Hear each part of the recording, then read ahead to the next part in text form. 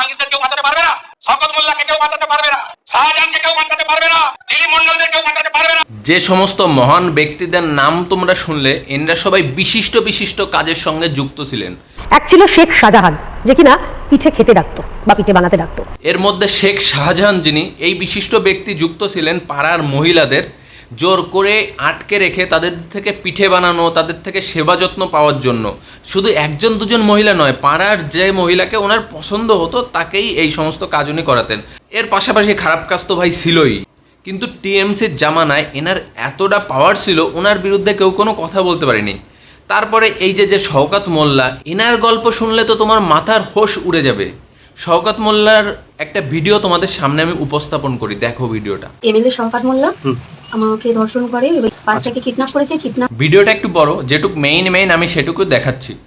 MLA Shawkat মোল্লা, উনি ওনার অনুগামীরা, মানে ওনার driver, তারপর ওনার সঙ্গপঙ্গ যারা ছিল চেলাচামুন্ডা, সবাই মিলে এই মহিলাকে কন্টিনিউ, মানে যেদিন যেখানে যে কাপড়ে থাকবে, ধরো বাড়িতে রয়েছে কোনো কাপড় পরা বা কোনো কাজ করছে, সেই অবস্থায় ওনাকে ফোন করা হবে, গাড়ি পাঠিয়ে দেওয়া হবে, ওনাকে নিয়ে সেই জায়গায় চলে যাবে, মানে এনার চেলাচামুন্ডারা যেখানে ডাকবে সেখানে চলে যেতে হবে। কারণ ওনার বাচ্চাকে আগে থেকে আটকে রেখেছিল, আটকে রেখে এনাকে কন্টিনিউ ফোন করতো।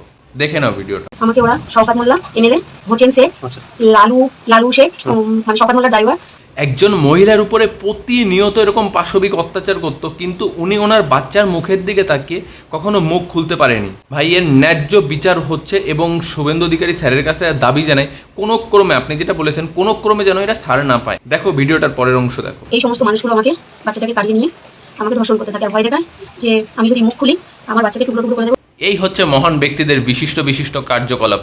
আরও যে মহান ব্যক্তিরা রয়েছে তাদের কার্যকলাপও রয়েছে, তুলে ধরছি, দেখো একটু। আমরা তো বলছি ওকে পুষ্পাকে ওই হাফ প্যান্ট জাঙ্গিয়া পরে ঘোরানোর দরকার নাকি? উনি যে মানুষকে বিভ্রান্ত যা ক্ষতি কথা বলেছে, যা ক্ষতি করেছে। এই হচ্ছে পুষ্পারাজের কথা বলছে জাহাঙ্গীর খান, জাহাঙ্গীর, যে নিজেকে পুষ্পা বলতো, যে আমি পুষ্পা, আমি ঝুঁকবো না। অবশেষে পুলিশ তাকে গ্রেপ্তার করেছে, ফলতার বিধায়ক, মানে এই পুষ্পা ছিলেন ফলতার বিধায়ক।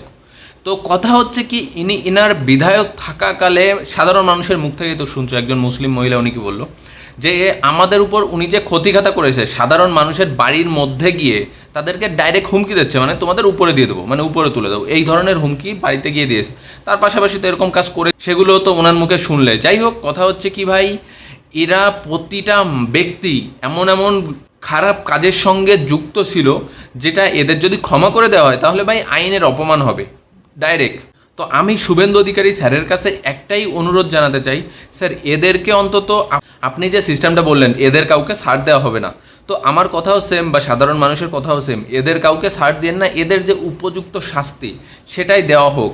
কারণ এরা একটা মানুষের জীবন নিয়ে খেলেনি বা দুটো মানুষের জীবন নিয়ে খেলেনি, এরা হাজার হাজার মানুষের জীবন নিয়ে খেলেছে এবং তাদের জীবন শেষ করেছে, বরবাদ করেছে, বুঝতে পেরেছো? অতএব কথা হচ্ছে কি, মা বোন থেকে শুরু করে সাধারণ মানুষকে এরা পুরো বিভ্রান্ত করে রাখতো। স্যার আপনার কাছে অনুরোধ, আপনি যেটা ডিসিশন নিচ্ছেন ওটাই নিন, সাধারণ মানুষ আপনার পাশে আছে।